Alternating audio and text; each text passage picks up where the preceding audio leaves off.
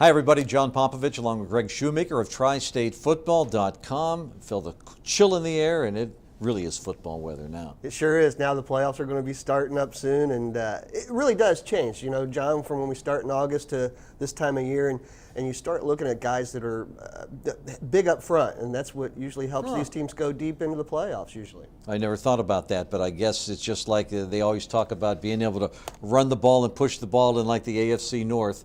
It works around here the same way in high school. Absolutely, and you'll see fewer and fewer teams passing the ball as the weeks go on now.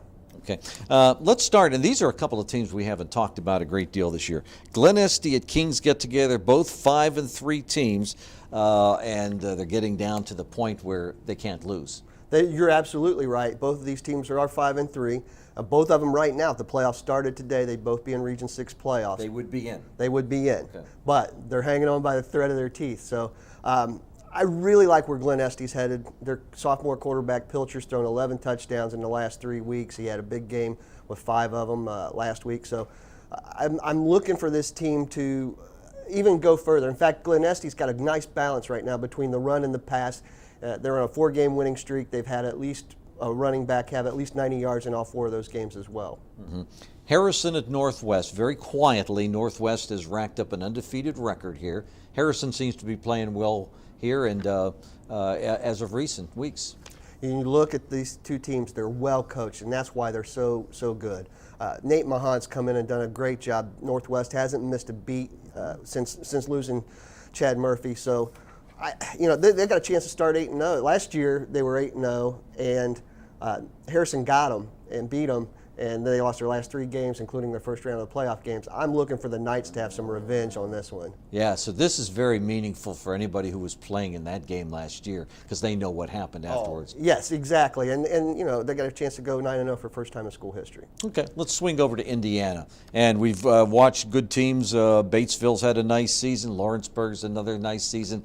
It's the playoffs already for them there, and you had mentioned last week they were going to start with very tough opponents, and they are. They are, and Hamilton Heights, who's playing Batesville, I think that's who they're playing. Is it Hamilton Heights and Batesville? Hamilton Heights and Lawrenceburg, and it's Indian Creek in Batesville. Indian Creek. Indian Creek's always been done very well in the sectionals every year in Indiana, and then Hamilton Heights last year was the state runner-up. They lost, I think, to Bishop Chittard or Ron Colley in the state final. So, yeah, it's not an easy one, but if you get past this round, there's a good shot you can win that sectional title if you're either one of those teams. And in Indiana, it seems to make a big difference to play at home. Batesville's at home. Yes, and it does, and that's an interesting place out there, Batesville. They got the stadiums, the stands have got the overhang on the one side of the stands, and they still play on grass. Mm-hmm. So, a little wet weather could be in their favor on Friday night. Okay, let's go down to Kentucky. Scott lost its first game against Connor, which has lost only twice. And you mentioned in previewing this for me, these are different styles that are going to go at it. Yeah, and Scott really loves to run the football, and they're big up front, got a big line. In fact, the biggest guy on Connor's line is their quarterback, Drew Barker. I mean, he's bigger than any lineman that they have. So, but last year I was at this game, and it was highly entertaining. It was played in the rain, and Barker had just great heroics at the end of that ball game, and Scott had that game. They should have won that game, and they're going to be looking to avenge that loss. Mm-hmm. And I have to think that they get stopped. Their undefeated season is ending, is over with, and now it's very important for them as they move into that second stage of the season to kind of regain some momentum. And this is new territory for them. The 7-0 start was nothing, and gosh, how long has it been since they've even won a playoff game? Ages. So. Mm-hmm.